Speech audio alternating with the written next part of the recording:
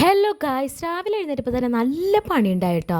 കാരണം കല്ലൂസ് എനിക്കുണ്ടെങ്കിൽ പണികളൊക്കെ തീർക്കണം, അല്ലെങ്കിൽ അവൻ ഒന്നിനും സമ്മതിക്കില്ല.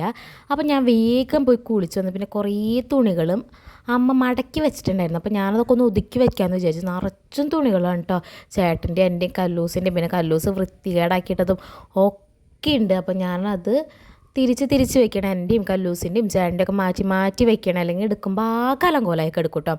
അത് കഴിഞ്ഞ് പിന്നെ ഞാൻ അടിച്ച് വരാനായിട്ട് വിചാരിച്ചു. എല്ലാം കഴിഞ്ഞിട്ട് ഞാൻ കല്ലൂസിന് എഴുന്നേൽപ്പിക്കുള്ളൂ, അല്ലെങ്കിൽ അവൻ ഒന്നിനും സമ്മതിക്കില്ല. ഞാൻ ഒതുക്കിയിട്ട് എൻ്റെ ബാക്കിൽ കൂടെ വീണ്ടും അവൻ അലമ്പാക്കിയിടും കേട്ടോ.